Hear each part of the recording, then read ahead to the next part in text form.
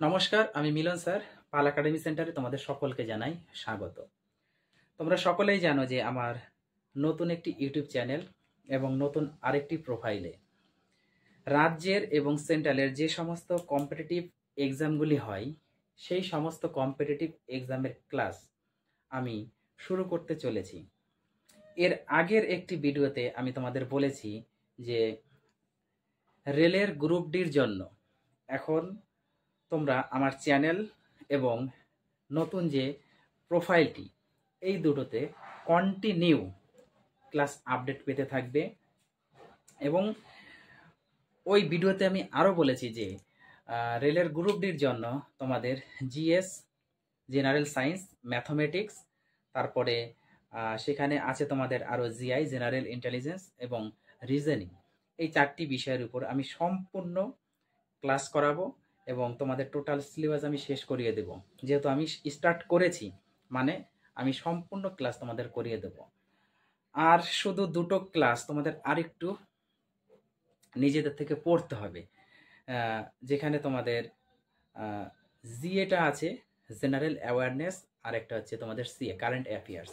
এই দুটো ক্লাস একটু নিজেদের খাটতে হবে, কারণ আমার চ্যানেলে এই দুটো তোমরা আপডেট পাবে না। এই দুটো ছাড়া আদার্স যে চারটে, এই চারটে তোমরা কন্টিনিউ আপডেট পাবে। আমি জিএস এর উপরে দুটো ক্লাস আপডেট অলরেডি দিয়ে দিয়েছি। যারা দেখোনি তারা একটু দয়া করে আগেই দুটো পার্ট দেখবা। সেখানে আমি কিছু কোশ্চেন আলোচনা করেছি অলরেডি, যে কোশ্চেনগুলি রেলের বিভিন্ন ধরনের এক্সামে এসেছে। তোমরা যদি দেখো ক্লাসটি তাহলে বুঝতে পারবে যে সেখানে কোন ধরনের কোশ্চেন অ্যাকচুয়ালি আমি আলোচনা করেছি। আমি তোমাদের আমার নতুন ইউটিউব চ্যানেল এবং আমার নতুন যে পেজটি তৈরি করেছি বা নতুন যে প্রোফাইল, তার লিঙ্ক আমি দিয়ে দিব। আর আজকে শুরু হতে চলেছে তোমাদের জিএস এর 3 নাম্বার পার্ট। তোমরা যদি একটু খেয়াল করো তাহলে প্রথমে যে কোশ্চেনটি, এই কোশ্চেনটি যদি একটু দেখো, কি বলেছে যে তড়িৎ বিশ্লেষণের সময় ক্যাথোডে কি জমা হয়। আমরা 99% স্টুডেন্টরা যেটা করে থাকি যে সরাসরি কোনো একটা বই কিনে নিলাম, বই কিনে বইয়ের মধ্যে যে কোশ্চেনটি আছে সেই কোশ্চেনটি পড়লাম এবং অ্যান্সারগুলো মুখস্থ করার চেষ্টা করলাম।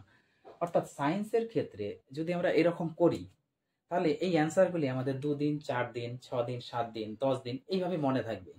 তার পরবর্তীতে কিন্তু আমরা ভুলে যাব, কারণ সায়েন্স মুখস্থ করার বিষয় না, সায়েন্স হচ্ছে বুঝে পড়ার বিষয়। যদি আমরা বুঝে পড়তে পারি তাহলে বিষয়টি মনে থাকবে, আর এইভাবে পড়লে আমাদের মনে থাকবে না। তো আজকে যে কোশ্চেনটি তোমরা দেখলা, এই কোশ্চেনটি করতে হলে তোমাদের সর্বপ্রথম যে টপিকসটি বুঝতে হবে। তোমরা যদি আরেকটু খেয়াল করো তাহলে দেখতে পাবে আমি অলরেডি এখানে একটা চিত্র আঁকি রেখেছি। কিসের চিত্র? সেটা হচ্ছে তড়িৎ বিশ্লেষণ।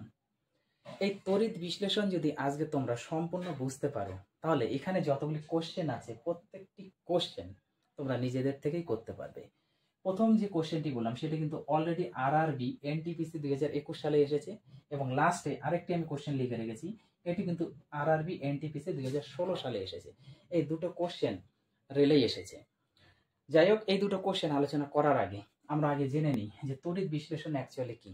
এই বিষয়টা আমাদের একটু বুঝতে হবে এবং তড়িৎ বিশ্লেষণের মধ্যে কি ঘটনাটা ঘটে সেটা আমাদের জানতে হবে, তাহলেই আমাদের এই কোশ্চেনের অ্যান্সারগুলো হয়ে যাবে। দেখো, তড়িৎ বিশ্লেষণ করতে হলে আমাদের ফার্স্ট সর্বপ্রথম যেটা আমাদের দরকার সেটা হচ্ছে একটা ভোল্টামিটার। ওকে, সর্বপ্রথম আমাদের দরকার হচ্ছে ভোল্টামিটার, অর্থাৎ তড়িৎ বিশ্লেষণ করানো হয়েছে ভোল্টামিটারের মধ্যে। এখন এই ভোল্টামিটারের মধ্যে কিছু তড়িৎ বিশ্লেষ্য পদার্থ থাকে। এই তড়িৎ বিশ্লেষ্য পদার্থ হিসাবে আমি এখানে সোডিয়াম ক্লোরাইডকে নিয়েছি। এই যে NaCl মিন্স সোডিয়াম ক্লোরাইড। ওকে, NaCl, এই সোডিয়াম ক্লোরাইডের পরিবর্তে আরো আমরা নিতে পারি, সেটা হচ্ছে গাঢ় সালফিউরিক অ্যাসিড, গাঢ় H2SO4। এটা হচ্ছে গাঢ় সালফিউরিক অ্যাসিড দিয়ে আমরা করতে পারি, আবার সোডিয়াম ক্লোরাইড দিয়েও করতে পারি। তো আমরা এখানে সোডিয়াম ক্লোরাইড নিয়ে করব। ওকে, এখন এই যে তড়িৎ বিশ্লেষ্য পদার্থ, এই তড়িৎ বিশ্লেষ্য পদার্থের মধ্যে দুটো তড়িৎদ্বার নেওয়া হয়। এই যে তড়িৎদ্বার, এই যে তোমরা দেখতে পাচ্ছ না কালো করে, এই যে বক্সের মতো দুটো লম্বা লম্বা, এটাকে বলা হচ্ছে তড়িৎদ্বার। এই তড়িৎ বিশ্লেষ্য পদার্থের মধ্যে আছে এই দুটো তড়িৎদ্বার। এখন তড়িৎদ্বার অনেকভাবে ব্যবহার করা হয়ে থাকে। তড়িৎদ্বার যেমন জিঙ্কের হতে পারে, মানে 10 তার হতে পারে, কপারের হতে পারে মানে তামার হতে পারে, লোহার হতে পারে, তারপরে আমাদের গ্রাফাইডের হতে পারে, গ্রাফাইটের হতে পারে, তারপরে আমাদের নিকেলের হতে পারে, ওকে, ইত্যাদি। তাহলে তড়িৎদ্বার অনেক ধরনের আমরা নিতে পারি, বোঝা গেল। তাহলে তড়িৎ বিশ্লেষ্য পদার্থের মধ্যে এই দুটো হচ্ছে আমাদের তড়িৎদ্বার। এখন এই যে তড়িৎদ্বার দুটো, এই তড়িৎদ্বার দুটো কি হয়, একটা ব্যাটারির সাথে যুক্ত থাকে। উপরে তোমরা প্লাস এবং মাইনাস দেখতে পাচ্ছ, বড় দাগটা সবসময় প্লাসে থাকে এবং ছোট দাগটা সবসময় মাইনাসে থাকে। তার মানে প্লাস এবং মাইনাস, এটা হচ্ছে এখানে একটা ব্যাটারি লাগানো আছে। ব্যাটারির পজিটিভ দিক, তড়িৎদ্বার যদি একটু খেয়াল করো, পজিটিভ দিকটা মানে প্লাসের দিকটা একটা তড়িৎদ্বারের সাথে লাগানো আছে। এবার পজিটিভ দিকটা যে তড়িৎদ্বারের সাথে লাগানো আছে সেটা হচ্ছে অ্যানোড বলা হয়, অ্যানোড। তার মানে কি, ব্যাটারির পজিটিভ দিক তড়িৎদ্বারের যেদিকে লাগানো সেটা হচ্ছে অ্যানোড, এবং এই অ্যানোডের মধ্যে সবসময় পজিটিভ আয়ন দিয়ে ভরা থাকে। যেহেতু এটা পজিটিভ দিক, সেহেতু এই অ্যানোডের মধ্যে সবসময় পজিটিভ আয়ন দিয়ে ভরা থাকবে, ওকে। এবার ব্যাটারির যে নেগেটিভ দিক আছে বা মাইনাস দিক আছে, এই তড়িৎদ্বারের মাইনাস দিকটা বা মাইনাসের সাইডটা যেদিকে লাগানো আছে সেটাকে বলা হচ্ছে ক্যাথোড, সেটাকে বলা হচ্ছে ক্যাথোড, বোঝা গেল। তার মানে এই ক্যাথোডের মধ্যে সবসময় নেগেটিভ আয়ন দিয়ে ভরা থাকে, ক্লিয়ার। তাহলে আমরা বুঝতে পারলাম যে কোন তড়িৎ বিশ্লেষ্য পদার্থের মধ্যে তড়িৎদ্বারের যে ক্যাথোড, সেই ক্যাথোডের মধ্যে সবসময় নেগেটিভ আয়ন দিয়ে ভরা থাকে, এবং তড়িৎদ্বারের যে পজিটিভ আয়ন সেটা হচ্ছে অ্যানোড বলা হয়, তাই না? অর্থাৎ অ্যানোডের মধ্যে পজিটিভ আয়ন দিয়ে ভরা থাকে। এতটুকু তোমাদের সম্পূর্ণ ক্লিয়ার, আশা করি কোনো সমস্যা নেই। এখন যেটা জানতে হবে, এই যে সোডিয়াম ক্লোরাইড, এই সোডিয়াম ক্লোরাইডকে যদি আমরা ভাঙাই তাহলে আমরা কি পাই? সোডিয়াম ক্লোরাইডকে যখন আমরা ভাঙিয়ে দিচ্ছি তখন এটা কিন্তু আমরা সোডিয়াম একটা পজিটিভ পাই আর একটা ক্লোরিন আমরা নেগেটিভ পাই। তাহলে এখানে একটু যদি খেয়াল করো তাহলে দেখতে পাবে যে আমি সোডিয়াম পজিটিভ আর ক্লোরিন নেগেটিভ দুটো লিখে রেখেছি। তড়িৎ বিশ্লেষণের সময় এই যে ঘটনাটা, এই ঘটনা দেখো কিভাবে ঘটে। ক্যাথোড মানে হচ্ছে কি আমাদের নেগেটিভ আয়নে ভরা, আর অ্যানোড মানে হচ্ছে আমাদের পজিটিভ আয়নে ভরা। এখন তড়িৎ বিশ্লেষণ যখন করানো হবে তখন এই পজিটিভ আয়নটা কি হবে, তার মানে সোডিয়ামের যে পজিটিভ আয়ন সেটা সবসময় কি হবে, পজিটিভটা সবসময় নেগেটিভের দিকে ছুটবে, বোঝা গেল। এবং ক্লোরিন যে নেগেটিভ আয়ন, তার মানে নেগেটিভ আয়ন সবসময় পজিটিভের দিকে ছুটবে। এটা হচ্ছে মোস্ট ইম্পর্টেন্ট জিনিস যেটা তোমাদের মনে রাখতে হবে, যে তড়িৎ বিশ্লেষণ করানোর সময় পজিটিভ আয়ন সবসময় নেগেটিভকে আকর্ষণ করে এবং নেগেটিভ আয়ন সবসময় পজিটিভ আয়নকে আকর্ষণ করে। তার মানে আমরা বুঝতে পারলাম যে যখন তড়িৎ বিশ্লেষণ করানো হচ্ছে তখন ক্যাথোডে অলরেডি আমাদের পজিটিভ আয়ন জমা হচ্ছে, তাই না? এবং অ্যানোডে অলরেডি নেগেটিভ আয়ন জমা হচ্ছে, পরিষ্কার। তাহলে প্রথম যে কোশ্চেনটি, এবার এই কোশ্চেনটির অ্যান্সার তোমরা নিজেরাই দিতে পারবে। দেখো, তড়িৎ বিশ্লেষণের সময় ক্যাথোডে কি জমা হয়? তাহলে যখন তড়িৎ বিশ্লেষণ করানো হচ্ছে তখন ক্যাথোডে অলরেডি কি জমা হচ্ছে? দেখো তো, এই যে ক্যাথোডে মানে আমাদের পজিটিভ আয়ন এসে ঢুকবে, তার মানে কি ক্যাটায়ন।